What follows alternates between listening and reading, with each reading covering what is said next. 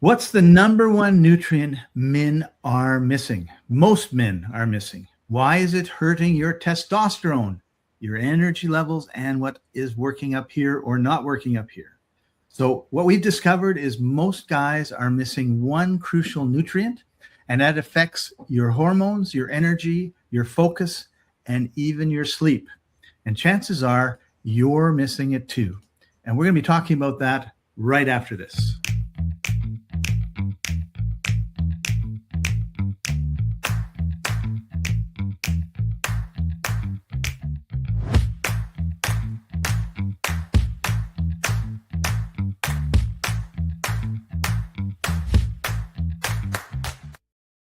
Welcome, everybody. This is the Life Enthusiast Health Shots podcast, restoring vitality to you and the planet. I'm your co-host, Scott Patton. Joining us, as usual, Martin Patella, health engineer. Hey, Martin, how are you doing? Enthusiastically with life.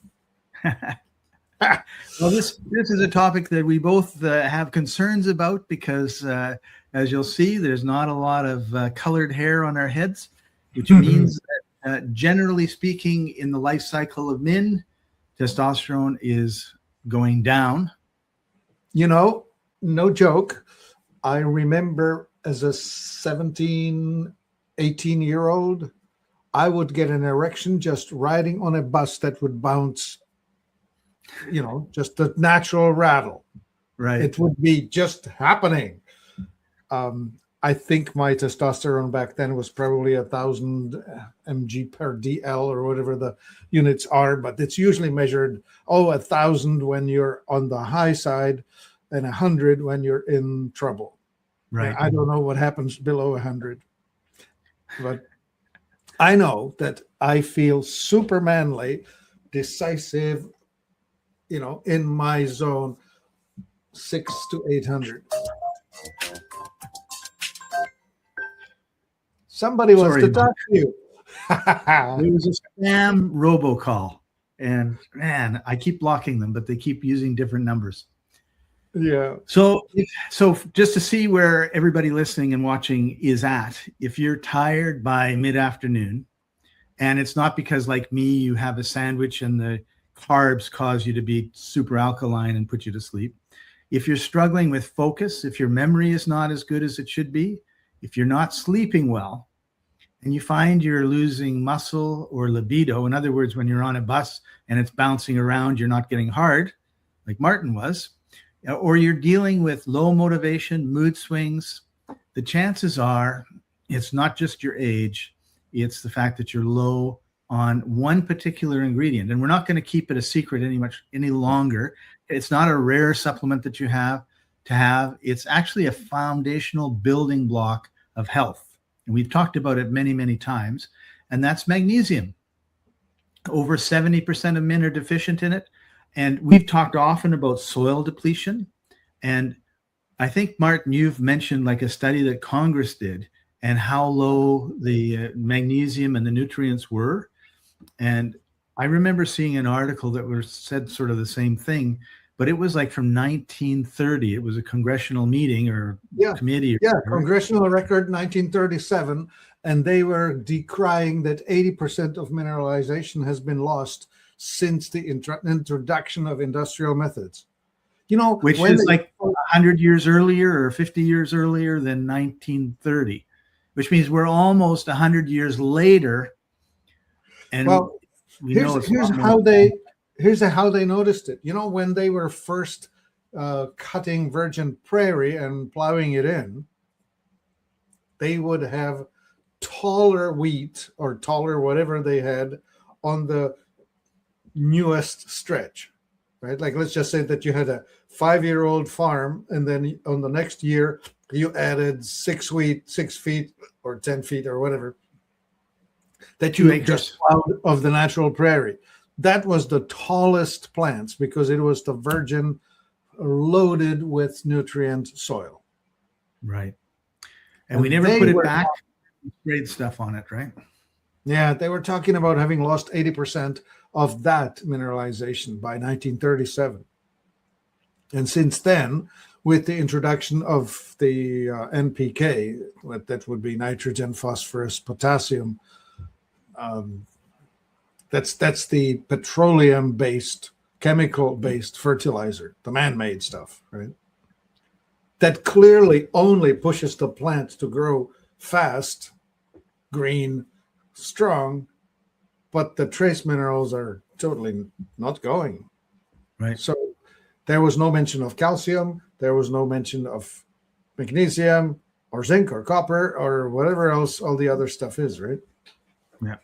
So if you take the fact that everything is grown, not everything, but the majority of food that we eat, particularly the food you get at your local grocery store or warehouse store, is grown in soil that's depleted of the trace minerals. Like, it's amazing how a little thing can make such a huge difference, right? You don't need a ton of copper or a ton of zinc, but if you don't have that little bit that you do need, you're hooped. Right. So consider this, right? So the daily copper is 3 milligrams, daily zinc 25 milligram. That's just so little. Imagine this: a teaspoon of water is 5,000 milligrams. Oh. Okay, so there are 100 drops. So that would suggest that a drop of water is about 50 milligrams. So half of a drop of water in zinc is your daily dose. And then you need to get it. Yeah, so on you need to get it. That's the thing.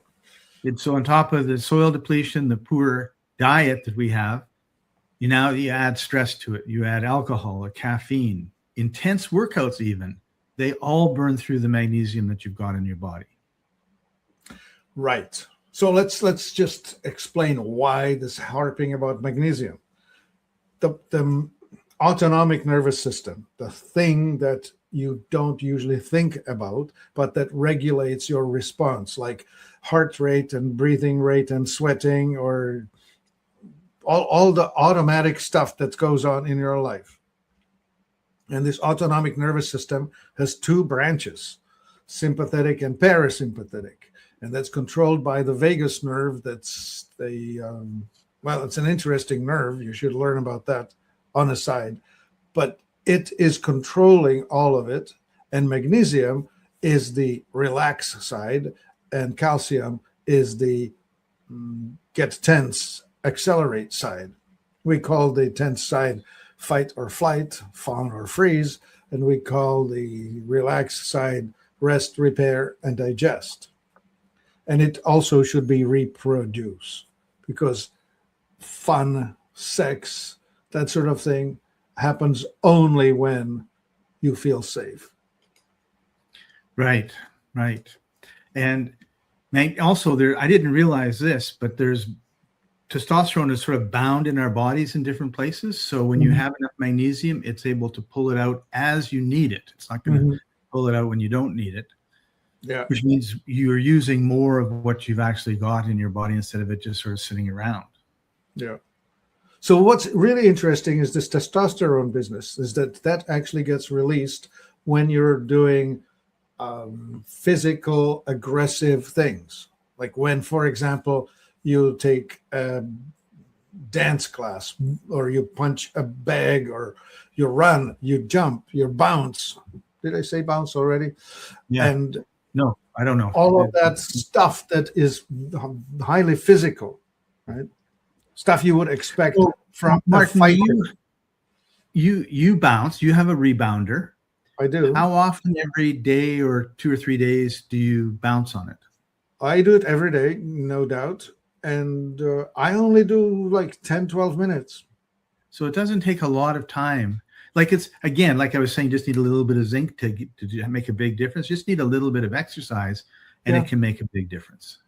What's really interesting about the rebounder is that every time you're bottoming out in your, as you're landing in, you go down and then it bounces you back up, and you get 2 to 3 G in every bounce, right? And so it accelerates the exercise. So I think in the 10 minutes, I get probably the equivalent of 30 minutes of walking, which is enough to get the circulation going. By circulation, I mean the lymph, moving the fluids in the body. That's really important too, right? Yep. But exercise as such, right? Like getting the excitement level up is the fair method by which cortisol gets discombobulated in the body. I remember this one. When I had a corporate job, I was working in a sales, high speed environment. Like it was pressure all day long. Not that I had to, but I chose to. I'm that personality. And at the end of the day, I would go to the gym. And I would do a circuit, a 30-minute circuit, which was a really interesting one. It was a machine for 30 seconds and running for 30 seconds. And the running wasn't really running. It was step thing, right? 2 steps up, 2 steps down, step, 30 seconds. The clock goes boom, then you move to the next machine and you start, I don't know what, pulling down the weight or doing sit-ups or doing this and that. But it was a 30 minutes of high intensity, right? After that, I took a shower and I was feeling as mellow as could be. Right. And the mellow was the cortisol has gone away. Right. You calmed your nervous system. Yeah, I got rid of the built up nervousness of the day. We often talk about fight or flight.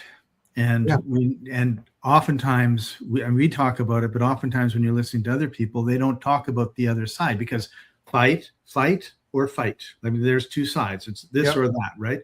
But that's not really true, because there's also rest and relaxation. Yeah, that's the opposite. The other side of it. And it's kind of like it's like parentheses around each one if it was a mathematical equation, right?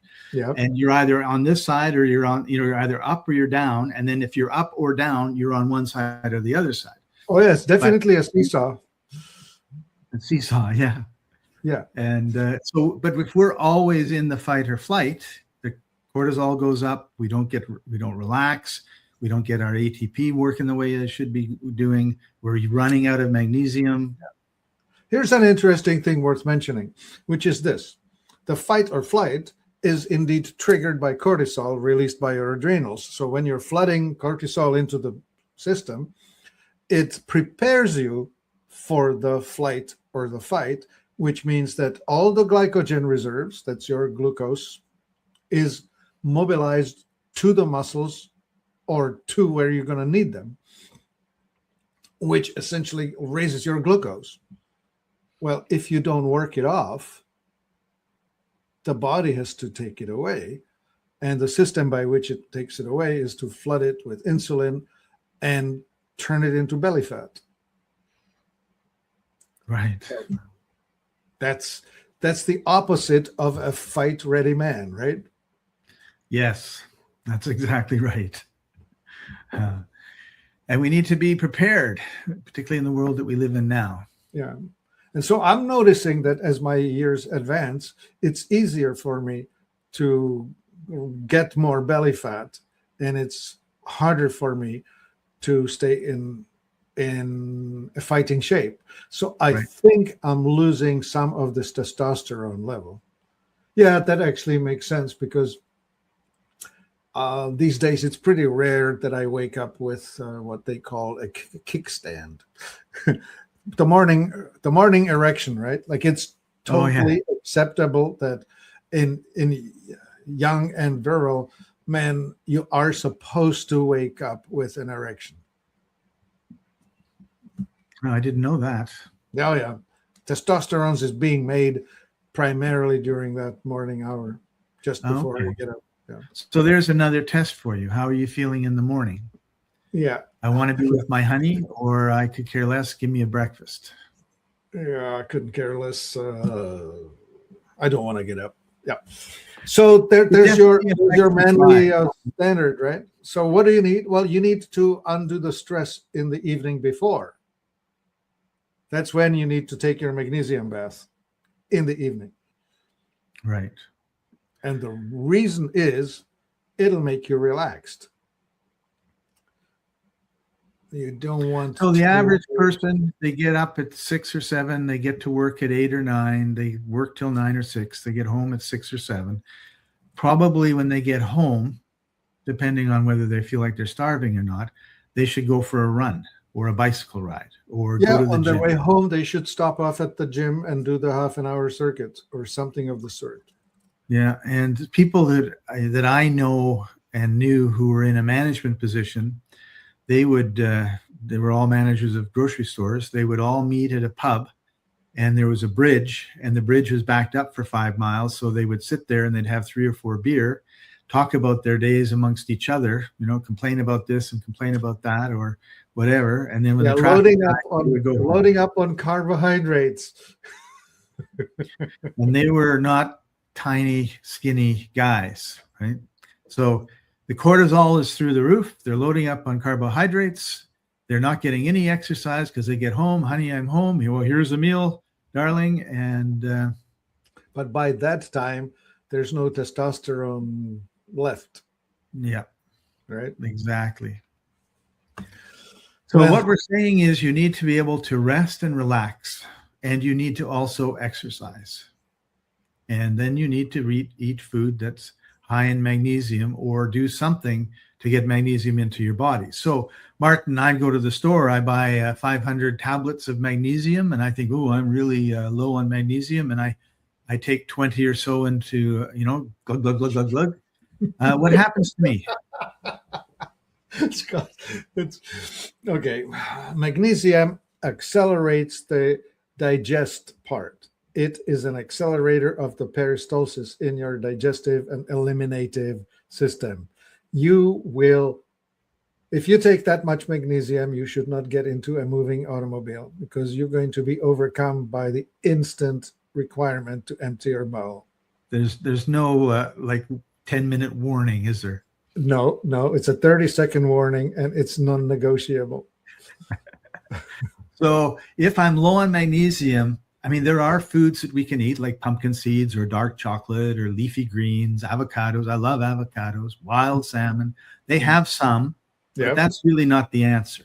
And so what would be, and supplementation is not really the answer. Like putting it into your mouth, it's a mineral, so it is very difficult for the body to absorb it unless it's like wrapped in a plant or a meat sort of container. Yeah.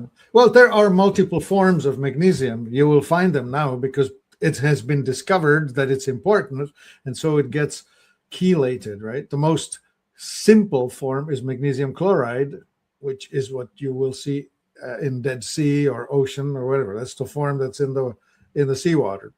And we make that available. Magnesium chloride in a bath soak or sprayed on your body is fantastically useful. Right, but you're not drinking that. You can take maybe 20 drops of it. If you do more than that, you're going to be hating the taste and don't overdo it. Right. So what we're talking about is putting something onto your skin or absorbing it through your skin to get the magnesium. Yeah, and that's the better way. Yeah, but I don't want to discount the oral ones. That there's bisglycinate, which is really absorbable, and then there's the taurate, which will help you with depressive thoughts, and then there's threonate, which will help you with thought processing, with brain power. So there are and citrate. Citrate, that's the one that will help you move your bowel if you're constipated. Oh, there was someone in our fibro group the other day that was saying, "Oh, I am so constipated," and so just get a bunch of magnesium and throw it down and sit in the corner until you're. Yeah, we call it take magnesium citrate to bowel tolerance, and the tolerance is whatever it takes to make it move just fine. So let's just walk through this for someone that's saying, okay, I have constipation, I'm going to take this magnesium stuff that Scott and Martin are talking about. What do we do? So let's just say you have a bottle and there's tablets, and I don't know what they look like or if they're gels or whatever, but that's not important. What's important is, do I take one and then I wait 10 minutes? And then do I take 20 and I wait 10 minutes? Like do you wait 10 minutes or is it an hour later before it happens? Yeah, okay. Well, a normal human body takes about 1,200 milligrams of magnesium a day. So if you buy something, it's going to have 150 or 200 milligrams per tablet. So take two, wait half an hour. If nothing happens, take two more. If nothing happens, take two more. But by the time you hit 6, you should be done. Weight of the races. Yeah. The wait is over. The wait is over. Because oftentimes, I listen to people and they're talking about stuff and it's like, yeah, you're giving me kind of, and I know that oftentimes we're all individuals and, it could be 4 for someone and 2 for someone else and 6 for someone else, but you kind of have to figure out how to, like, where to start and then grow, right? Because unlike me, a month ago with the nicotine patch. Oh, that was a fine adventure. I was like, it's crazy. My mind is gone. My brain stopped working. I feel terrible. Yeah. Okay. Let me punch in with something. People also buy supplements that are calcium, magnesium, both at the same time. And so calcium slows you down and magnesium speeds you up in the peristalsis. So if you're taking it together, it's like 1 foot on the gas, 1 foot on the brake. You're not going to really move forward. You're just supplying. You're supplying useful nutrients, not wrong. But you should be supplying calcium in the morning to wake you up and get you going, and magnesium in the evening to slow you down and give your body time to overnight, gently process the whole thing and have it ready for a merry elimination first thing in the morning. Right. Yeah. Okay. So this seems like a good time. Let's talk about magnesium oil. Oh, yeah. That's the thing. And I happen to have it right here, and I'll just switch over to this page. So there it is. Yeah. So we sell it in a bottle. I think this is a picture of the 4 ounce. We have it in, this is a picture of a half gallon. We have it in 4 ounces, 12 ounces, 64 ounces in a gallon. So each of those, you get a better deal when you buy a larger quantity. Right. If you're into sports, what you want to do is you want to rub this on you before you get on the field, like before you play soccer or before you go running, because when you put it on your muscles, they will be relaxed, right? Magnesium lengthens and relaxes and supports your relaxation. So you'll be phenomenally well. And it supports the metabolic function. So you will also be able to convert your food into energy. You will be a better athlete when you have plenty of magnesium on board. So put it on before you get going, and then sweat up, and then shower it all off. Yeah, and in that process, you're going to be using up a lot of magnesium, but because you've bulked up on it, if we can put it that way, you're not going to be in a deficient position. Right. So this aloe vera, that makes it more comfortable on the skin, right? Like straight magnesium oil, which is water-based solution of magnesium chloride, is like seawater, concentrated seawater. So when you leave it on, it feels, well, I don't know if you remember what it feels like when you go swimming in the ocean and then don't shower off. Right. It's a crusty kind of skinny, strange feeling on the skin, right? Yeah. And as we always do, we have the description of the product, and we have details of the product, and some reviews. And then we have what's in it, some ingredients. So you can see. So with the aloe, it's less concentrated, but way more comfortable. And then we have instructions, so you can read through it and make sure. Let's talk a little bit about a foot soak, because that's something that, a lot of times people they just have showers, they don't really have a tub that they can fill up and put the magnesium in. But the foot, I understand, is really good for absorbing things, and it's easy to just get a couple pans and put some water in, put some magnesium in, and soak. Yeah. If ever you want to do a demonstration of what your lymphatic system does, cut some garlic open and rub it on the soles of your feet. Within 5 minutes, you'll be tasting garlic in your mouth. It is going to get distributed through the lymph up from the bottoms of your feet. It's that quick.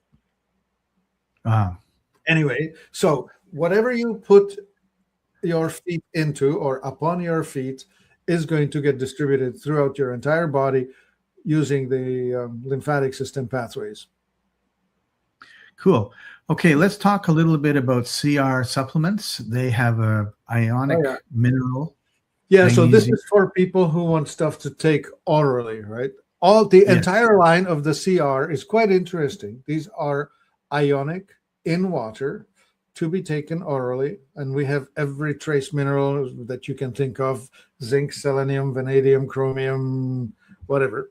But magnesium is in liquid form, so if you're the type that wants to take it orally, added to your drinking water, this is awesome. It's already pre-measured. Your daily dose is about a teaspoon of this. Take it once or twice a day, and you'll be good. Awesome. And it's ionic with the other side taken away. So this is kind of unusual. Okay. Whatever you dissolve in water, let's just pick on, say, magnesium citrate. That's the citrate as in citric acid. That's the stuff that makes lemons sour. Yeah. It's the acid that makes lemons sour.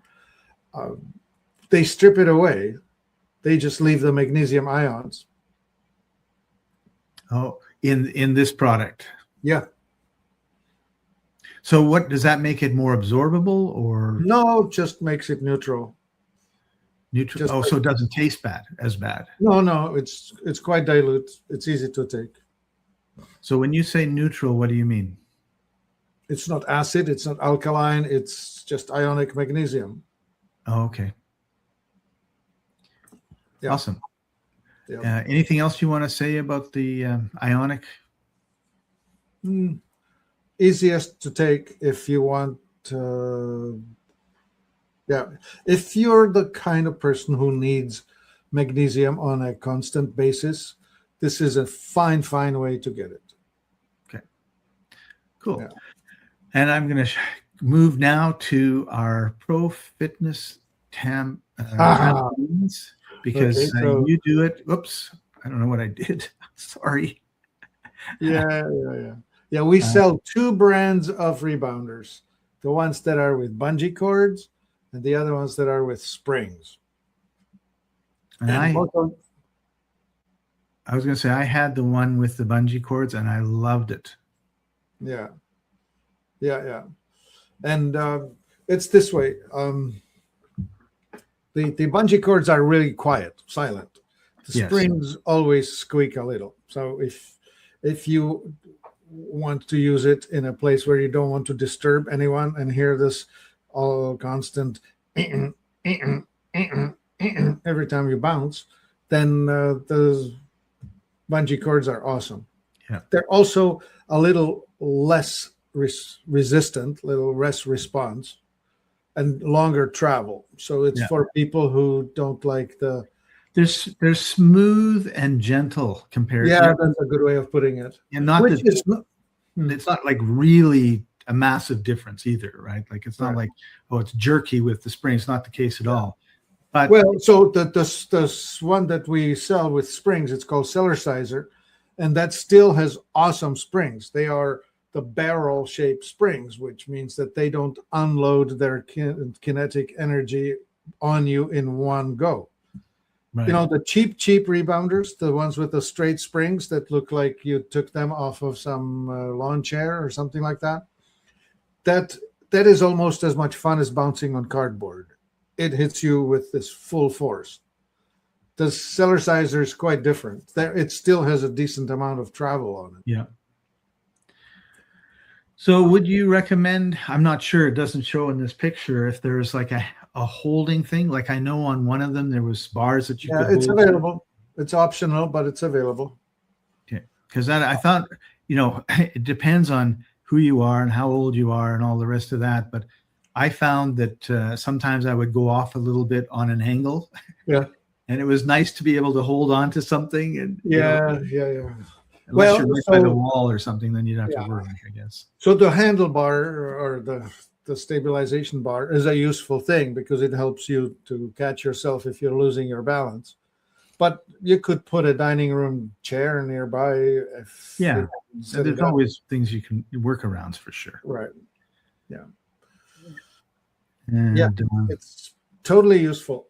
And of course, after a few years, you develop so much balance that you will not need that. That's right. Stability. Well, right, because we're really talking about people that are getting a little bit older and they're losing their testosterone. And what is the other problem that we have is balance, losing your balance, being off balance a little bit. Yeah, one of the reasons I loved the hot yoga was I really felt my balance was amazing. And and the trampolines and the cellularizers will really help with that in a gentle way. Like, you can be any age, right? I mean, if you're 95 years old and you've never bounced, like, you can just get on and just do like this, right? And if you've been doing it since you were a teenager, then you can, bounce all you want. So it's totally up to you how you use it. Exactly that. All right. There we go. Cool. You're on the wrong side, Martin. So here we are. Sleeping on my side of the bed, partner. That's right. That's right. Okay. So we know that magnesium is low in our food. We know that if you drink coffee and alcohol, it depletes it. High stress depletes it. Sugar, refined carbs deplete it. Yeah. Overtraining and not recovering properly will deplete it. Those all are also what depletes your testosterone. Exactly. Every one of those. Yeah. Yeah. So that's the key. So magnesium is one of the foundational minerals for your health. And you want to be looking at magnesium-rich foods. We talked about a few of them. And then supplementing them either by sticking something in your mouth or by sticking your feet in some water with magnesium or having a hot bath. And I have to tell you that, I'm in Victoria, British Columbia, Canada, and I'm visiting my mom. And she has a wonderful bathtub in the spare bathroom. So I'm visiting her and I look at her and I go, Mom, I'm going to go have a bath. And like, I'm visiting, like I'm not staying there, right? It was this was kind of weird for me. But in the drawer, I had one of the magnesium, the big bottle of magnesium by... Is it the oil or is it something else? The oil, yeah. It's neutralizer. That neutralizer. That's the Miracle 2 neutralizer. That's right, the Miracle 2. So I'm running it as hot as I can, and I'm squirting a bunch of this into it. And 15 minutes later, I'm just like, I feel so good. Yes. And we go to spas and we spend $100 on, or $200 or $300 on a spa day.